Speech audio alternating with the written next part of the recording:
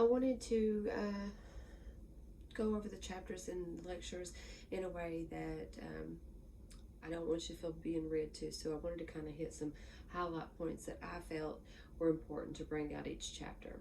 So when I looked at chapter 1, it is a basic overview of just what the terminology is and all the different branches.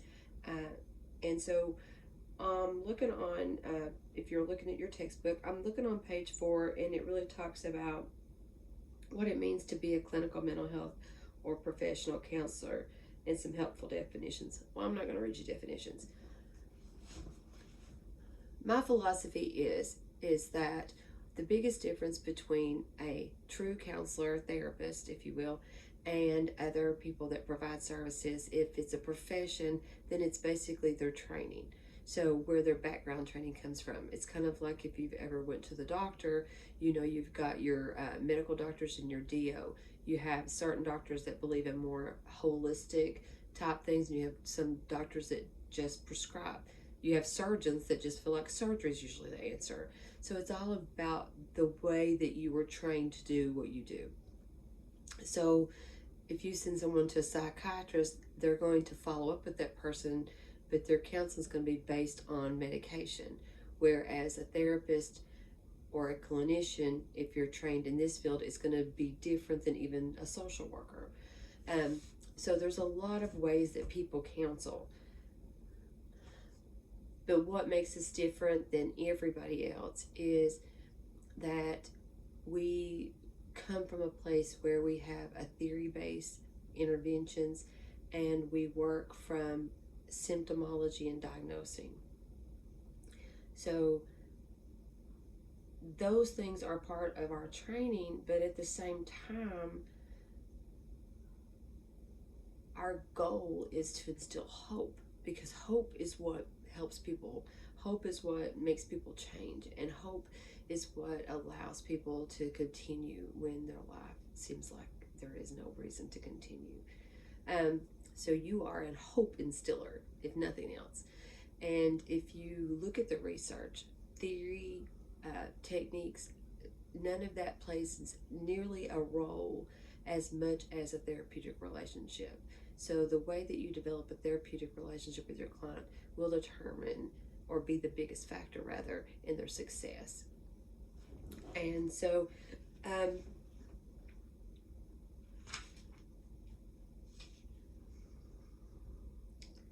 it talks about, in your textbook, it talks about a couple themes that emerge, and how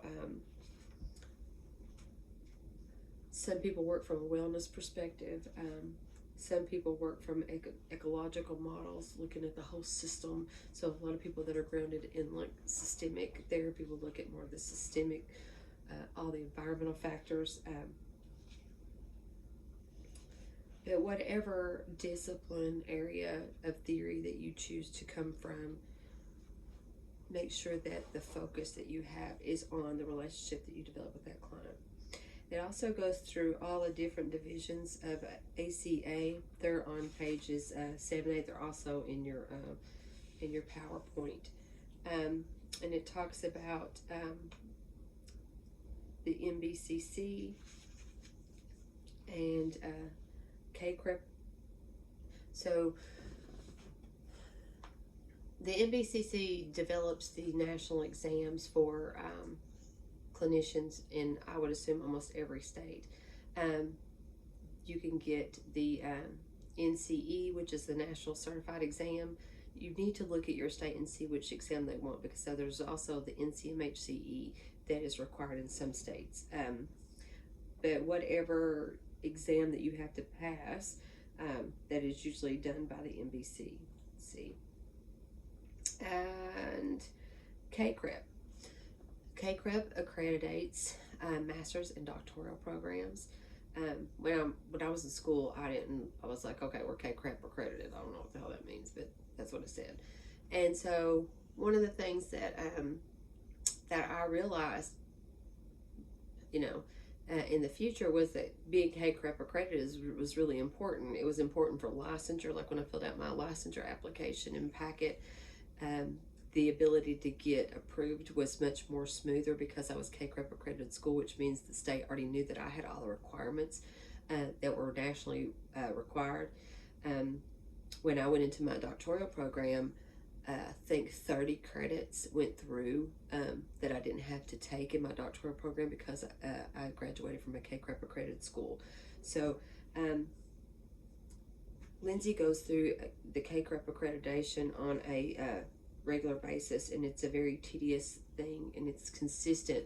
So like an example that you might be able to recognize if you haven't ever thought about it is all of your core classes have signature assignments. And those signature assignments, no matter if you're in a seated class, if you're on campus, if you're a virtual student, it doesn't matter. Those signature assignments don't change, and that's one of the ways that we show consistency with CACREP. And that's why instead of me grading a paper and saying this is how I feel about your paper, we have to go by a specific rubric so that everybody's papers are graded the same way.